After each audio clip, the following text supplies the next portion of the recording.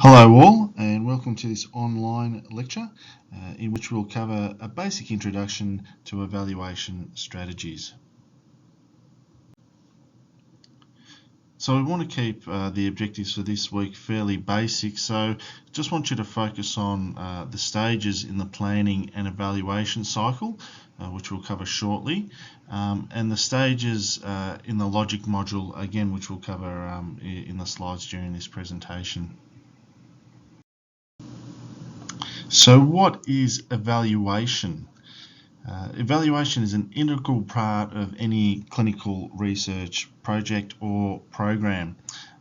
Commonly when people design programs, they spend a lot of time on the development and implementation, but not so much on the evaluation. So you can think of evaluation as the next step, moving on from the translation aspects that we discussed last week. So evaluation is needed in order to identify not only the problem and the design of the intervention, but also its implementation, and identifying how effective the implementation is to a certain degree can identify how effective the entire clinical research program or project is.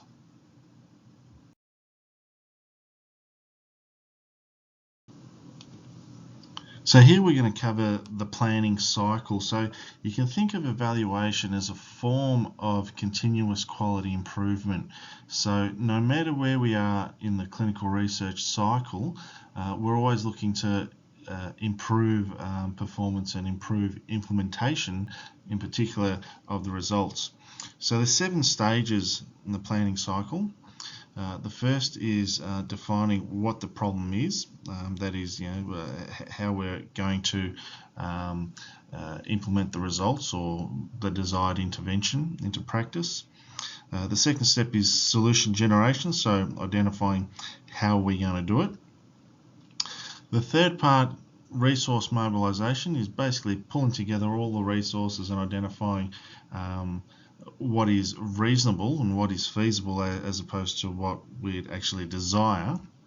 The fourth step is implementing those results, those findings into practice. The fifth stage is trying to evaluate or undertake an assessment of the impact of implementing those clinical research findings into practice.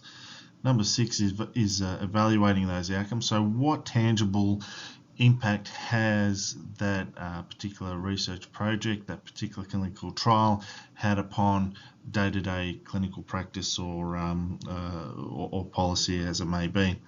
And then step 7 is part of this continual quality improvement, that is refining if things need to be refined, or re-evaluating the strategies that were used in the first place.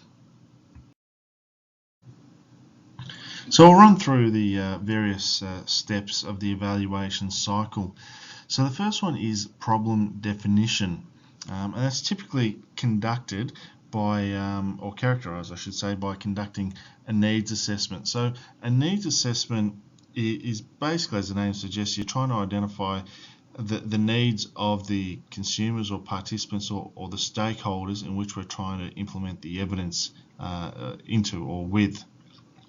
So this can be done either by simple qualitative research, so simple interviews or focus groups, or simple quantitative survey to identify what particular strategies may work best given the stakeholders that we're dealing with.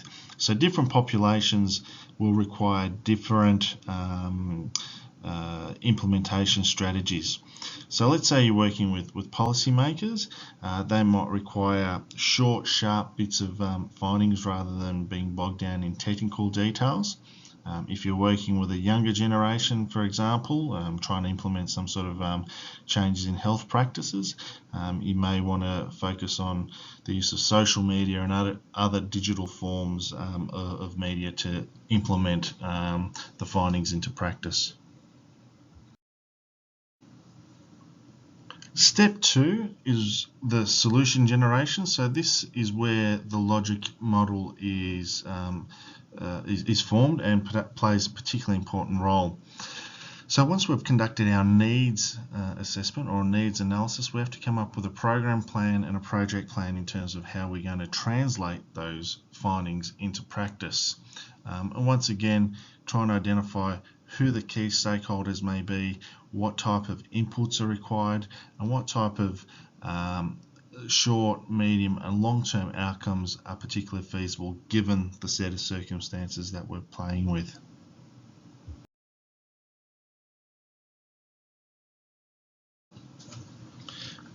So on this slide, we'll run through an example of a logic model. So let's say we're taking the example of trying to implement the fecal occult blood test or the FOBT for screening for colorectal cancer. So we've conducted our trials, we've performed a systematic review, we identify that screening for colorectal cancer is beneficial. How do we actually get it into practice? So in terms of the inputs, what we'd be looking for is obviously funding. In terms of funding a program, we'd be looking for engagement with key stakeholders. So they would be, in this case, health professionals or health practitioners, whether they be general practitioners, practice nurses, surgeons, those on the forefront in this particular area. Obviously patients or consumers, general health providers, so that might include providers such as private insurers and trying to get them on board as well. Obviously the government, in terms of that'd be a key stakeholder in terms of implementing the program and potentially subsidising it, whether or not it be free, like the breast screening program, or partially subsidised is one thing that we could investigate. And then obviously you'd have a specific timeline in which you'd want to implement this particular intervention. So the type of outputs or activities that we'd be looking to perform would include obviously a set of media resources to increase awareness, knowledge, change attitudes perhaps around FOBT and colorectal cancer testing. You'd be looking to infiltrate local meetings with stakeholders, and that would probably particularly target key stakeholders being your patients, because they're the ones that you're trying to implement the intervention. From the government, you'd want to secure the funding. In this case, with the test itself or the intervention, you want to make sure that it works. So you want to have a supplier that can deliver an efficient and effective version of the FOBT. And finally, you'd want to provide the FOBT. So I'm being a little bit cheeky here in the sense that this has already been done. So in this case, the FOBT can be actually posted out to people, and they can take a sample and put it back in the post for analysis by the lab down the track. Other outputs, once again, would include consumers, so getting them on board. We'd want to, obviously, that'd be our main target audience. Health professionals, government, and industry, again, in terms of private health insurers, or actually providers or manufacturers of the FOBT itself. So then we'd be looking at the types of impact that our intervention and our implementation strategy has achieved. So in the short term, we'd be looking at whether or not our media campaigns have increased knowledge and awareness and changed potentially attitudes and behaviours towards screening for colorectal cancer. We'd be looking to identify whether education programs have been implemented, whether it be paper-based sort of flyers, dropped off in letterboxes, or something a bit more sophisticated through digital media. And from a government perspective, if we're trying to push that free testing for everyone, we'd be hoping to achieve some sort of budget or finance to be approved. Medium impact would be looking to actually change behaviour of consumers or patients. So given the fact that it's a free test, you don't have to leave your home, all you have to do is take a sample, put it in a secure specimen jar and post it back. You'd hope that'd be a really large uptake. And then again, from a government perspective, you'd want a policy change to promote free testing of this particular intervention. And the final long-term impact, you'd hope that given the fact that you've got the evidence from RCTs and systematic reviews that FOBT is successful, you'd hopefully have patients taking up the free test, which would influence a long-term impact in terms of reducing the incidence of colorectal cancer.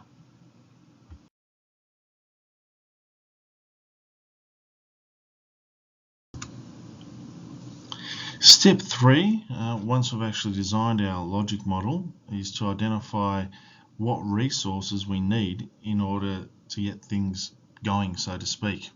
So whether it be funding, staff materials, etc. So basically what we're doing here is what we call a formative evaluation. And what we're going to try and do is identify what are the barriers and the potential enablers in terms of getting our findings into practice. So they may relate to the intervention itself. It may look at barriers and enablers from an individual level. So if we're talking about FOBT, a barrier for some people might be, they just don't feel comfortable putting a specimen in a jar and sending it in the post. Again, from a wider population point of view, we could look at barriers and enablers, particular social context, so looking at what impact, if any, socioeconomic standing and groups may have. So, do we have different outcomes for people in the metropolitan setting as opposed to a rural setting?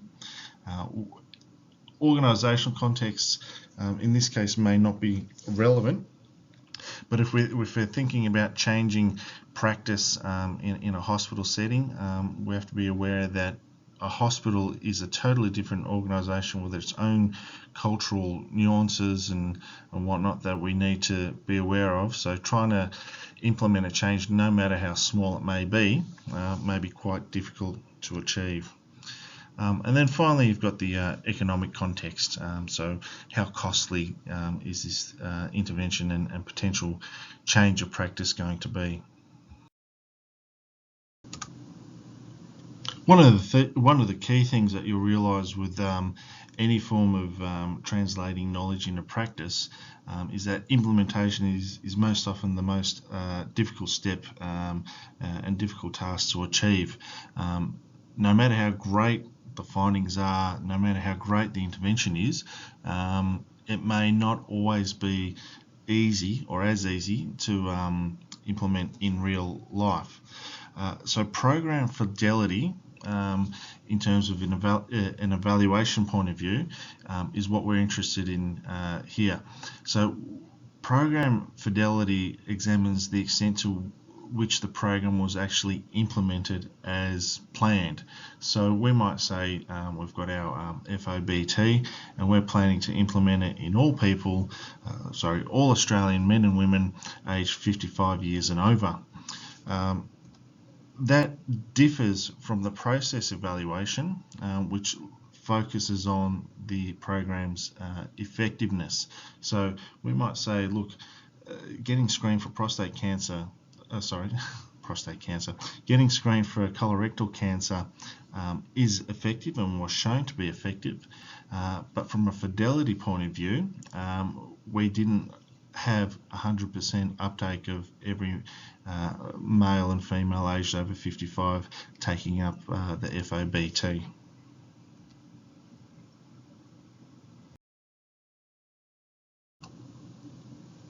So as is the case with clinical research, we also want to have primary and secondary outcomes when we're measuring the impact of our intervention and implementation. So in the logic model, we've mapped that out as short, medium and long-term outcomes, but they don't necessarily need to be that specific. One thing we always need to realise is that you need to have more than one strategy when implementing clinical findings or evidence into practice.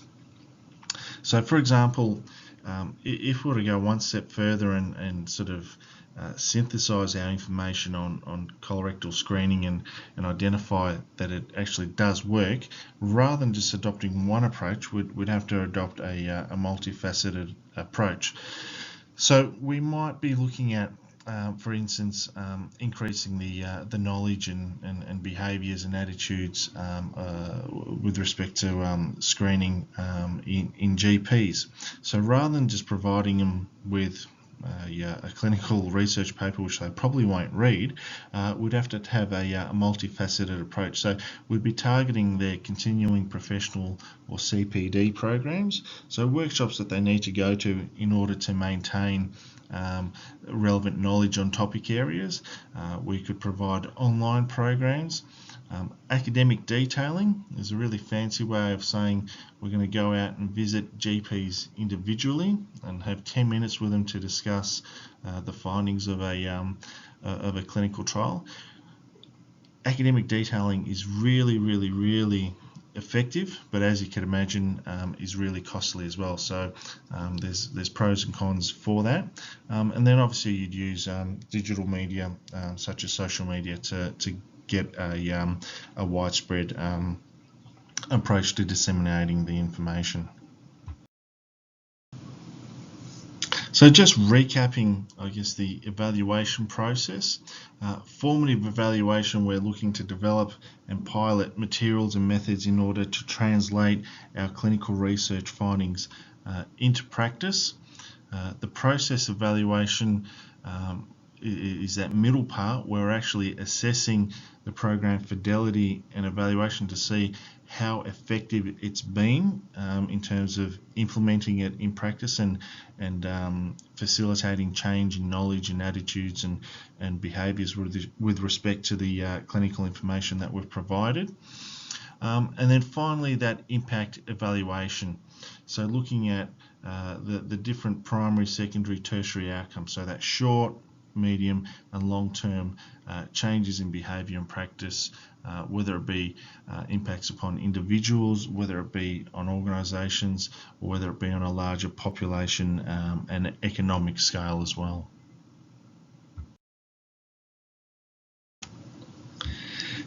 So this slide just demonstrates, I guess, the various outcomes that can often be seen with trying to change practice and implement new evidence into clinical practice. So the first one that we see is this red line where we see this huge spike in raised awareness and participation for a short period of time, and then it sort of drops off. So that's why you'll often see programs such as QUIT in that particular instance being readily sort of advertised on the TV in sporadic instances. So every month, you'll see a barrage of advertisements because it's been shown to increase awareness and participation in this particular instance in the short term. With that, you get a short-term impact. So it might last only a month or two, and then it spirals down. So that's why you'll have this fairly continuous short-term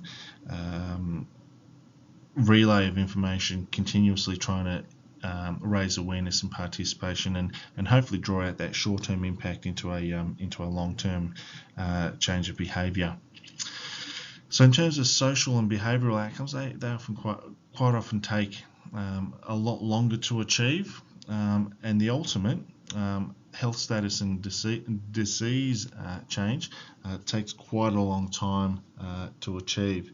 So something like screening, whether it be for breast cancer, colorectal cancer, or even cervical cancer, where we've got really good information that screening is beneficial, despite the fact that we've got evidence from clinical studies, evidence from systematic reviews, actually changing behaviour is a very, very long-term process. So we're not talking just months or years, we're talking almost decades in terms of trying to change patient behaviour from that instance. So that was our short introduction to evaluation. Hopefully you found it somewhat interesting. Again, the three main things that I want you to get out of it is the planning cycle. So that sort of 7 steps of planning in terms of evaluation, the evaluation itself, and just the example of the logic model. So being aware of the inputs, the outputs, and the short, medium, and long-term gains. Thank you.